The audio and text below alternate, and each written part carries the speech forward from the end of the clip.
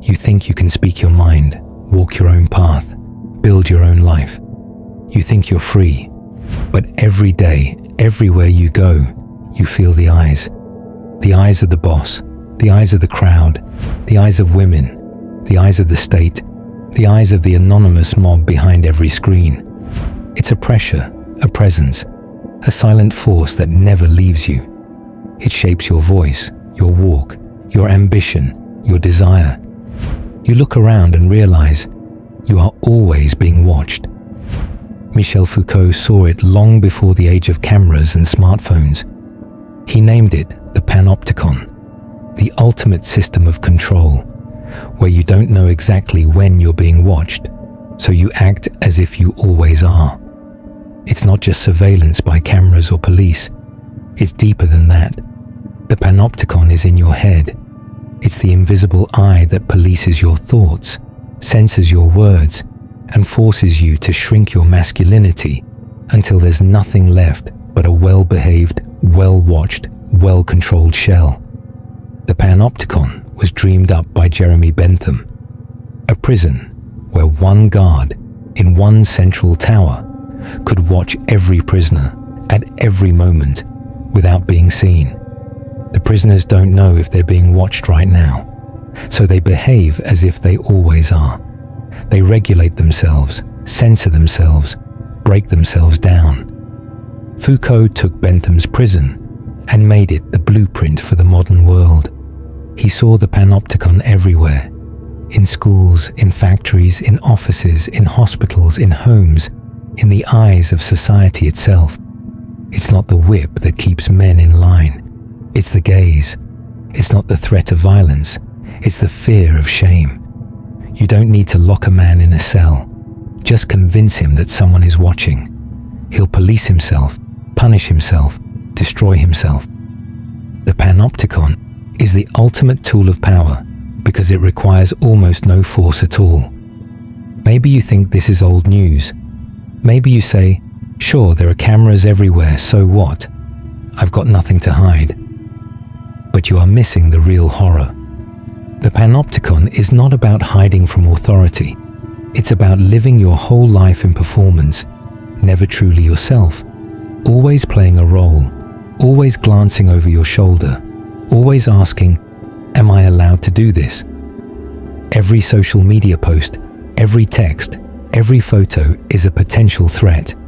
A single screenshot, a single out-of-context clip, and the mob comes for your head.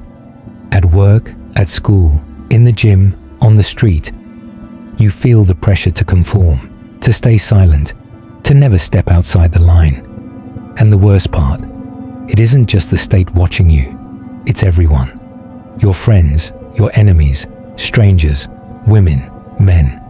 Everybody is a potential snitch, a potential judge, a potential executioner. Foucault was right. You don't live in a democracy. You live in a prison of eyes. What does the Panopticon do to men? It makes you afraid to be what you are. A man who is watched is a man who becomes tame, careful, smaller than his potential. You were born to risk, to create, to challenge, to speak truth, to claim space, to build. But the eye wants you docile. It wants you safe. It wants you weak. Every masculine trait, strength, ambition, boldness, leadership, is put under the microscope and redefined as toxic. So you police yourself. You watch your words, your posture, your opinions, your very thoughts. You laugh at the right jokes, apologize for your presence, betray your desires for a crumb of social approval. The Panopticon wants you to destroy yourself before they ever have to, and it's working. Here's the truth. You don't need a cop on every corner, a camera in every room. You have become your own jailer. You edit every word before you speak. You second-guess every action. You play back every conversation in your head, wondering if you made someone uncomfortable. You train yourself to never offend, never challenge, never stand out. Every day you break yourself down into a version that is smaller, weaker, less threatening, more acceptable. Foucault called this the internalization of discipline. Power no longer needs to crush you from above. It lives inside you. You are the prisoner, the guard, and the cell. The masculine soul becomes a casualty of self-censorship. You think the Panopticon is just the state. You think it's just big tech, just politicians, just the corporate machine. Look closer. The most powerful wardens today are women. Their gaze decides who gets sex, who gets shamed, who gets cancelled, who gets crowned king for a day. From childhood, you are taught to please the female gaze. Mother, teacher, girlfriend, wife. You are trained to be harmless, agreeable, emotionally available, sensitive, never too loud, never too ambitious, never too masculine. If you step out of line, you're called toxic, creepy, aggressive, dangerous. Women can destroy a man's life with a single accusation, a single tear, a single story. Truth doesn't matter, only the gaze, only the narrative. And so you learn to self-censor, to live for approval, to fear being misunderstood. Foucault's genius was seeing that the Panopticon is not just about law, it's about desire. It's about who is allowed to want, who is allowed to lead, who is allowed to define reality. If you give up your masculinity to the gaze, you give up everything. Every click, every like, every purchase, every movement is tracked, logged, analyzed. You think you're a customer, but you are the product. Surveillance capitalism is the system that profits from your compliance, turning your every desire, every doubt, every fear into data, into profit, into a weapon to keep you docile. Masculinity is not profitable. Obedience is. That's why every advertisement tells you how to be better, softer, more sensitive, more compliant, more woke. It's why every new product promises ease, comfort, entertainment. Never challenge, never meaning, never victory. You are being trained to want less, to expect less, to accept less. The Panopticon is not just a prison, it's a marketplace for your soul. Foucault called it the disciplinary society. From the moment you're born, you are numbered, categorized, tested, measured. School is a factory for obedience. Sit down, shut up, ask permission, don't stand out. Work is a maze of surveillance. Keycards, emails, performance reviews, HR reports. The gym is a parade. How do you look? Who is watching? How do you fit the mold? Even your friendships are watched. Are you too problematic, too aggressive, too different? At every step, you learn to betray your own nature, to become a copy of the last compliant man, to erase yourself in the hope of being accepted. By the time you realize the game, you're already in the cell. A watched man does not risk. He does not fight. He does not love fully, lead boldly, build recklessly. He calculates every move, weighs every consequence, waits for permission that never comes. This is why you feel numb, anxious, dead inside, because your masculine soul was made for the battlefield, not the observation deck. Every revolution, every invention, every empire was built by men who refused to be watched, who broke the rules, who defied the gaze. But the Panopticon breeds caution, not courage. It produces safe men, not strong men. It rewards obedience, not greatness. If you want to live, you must learn to risk again. You think your opinions are your own. Algorithms track everything you do and subtly shape your world. What you see, what you want, what you believe, who you trust, who you hate. If you step outside the algorithm, you are shadow banned, silenced, erased. So you learn to conform, to stay within the lines, to only speak the safe truths. You become a node in the machine, a repeatable, predictable product, never a man, never a creator. Foucault saw the rise of biopower, the ability to manage not just your actions, but your desires, your dreams, your identity. If you don't fight back, you become the perfect prisoner, never a threat, never a question, never a problem. Why does the system watch you so closely? Why does it fear men who will not obey? Because the masculine soul is dangerous. Because a man who does not fear the gaze is unstoppable. Your anger, your drive, your sexuality, your ambition, your willingness to risk everything. These are the forces that built the world and threaten to shake it again. They want you contained, medicated, sedated, neutralized. The system will call you a monster for refusing to be tamed. Good. Monsters change the world. You must reclaim the power of the masculine shadow. Refuse to apologize, refuse to shrink, refuse to be seen only through their eyes. A watched man is a lonely man. The system wants you isolated, ashamed, alone. No allies, no brotherhood, no shared struggle. But every age of tyranny has its rebels, its secret societies, its brotherhoods of men who meet in the shadows, who risk everything to remember what it means to be alive. Your freedom will not be given to you by law.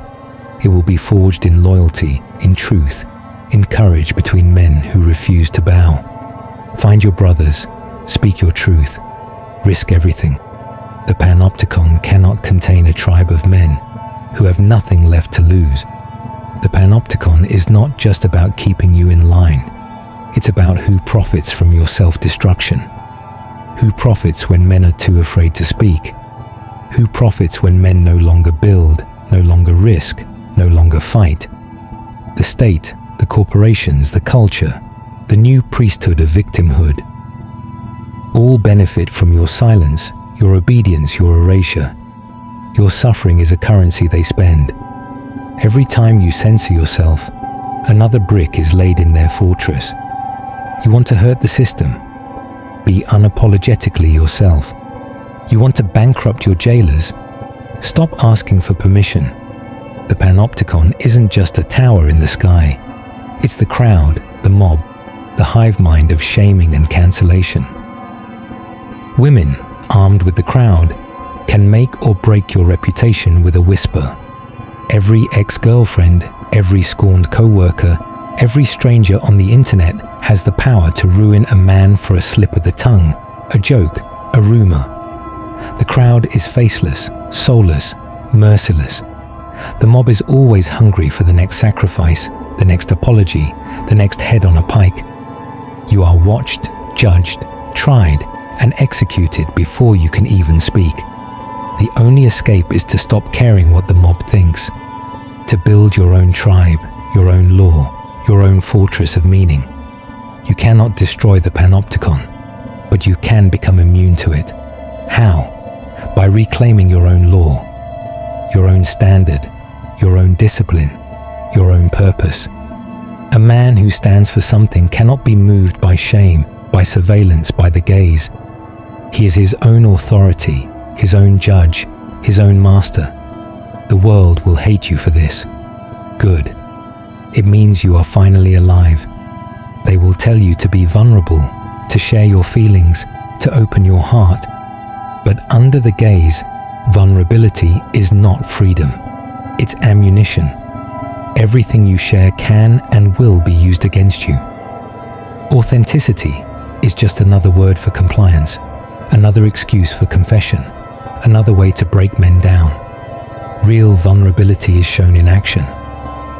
Risking rejection, risking loss, risking being misunderstood for the sake of your truth. Do not bleed for the mob. Do not apologize for your strength. Live so that you need no one's approval. Foucault never gave you a map out. He gave you a mirror.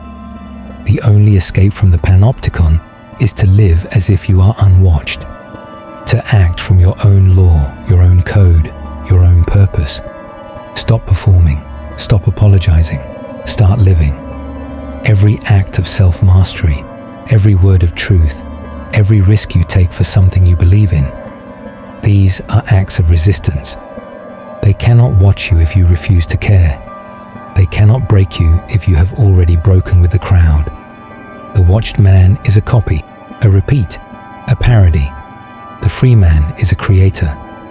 Every time you build a business, a body, a brotherhood, a code, a legacy, you strike a blow against the Panopticon. You show other men what is possible outside the gaze. Your example is more powerful than 1,000 manifestos. Build what cannot be watched. Live in a way that needs no applause. The Panopticon is powerless against meaning, against creation, against men who do not bend. They fear a man who is comfortable alone. Solitude is the sanctuary where no eyes can reach you. It is where you forge your spirit, build your strength, renew your purpose.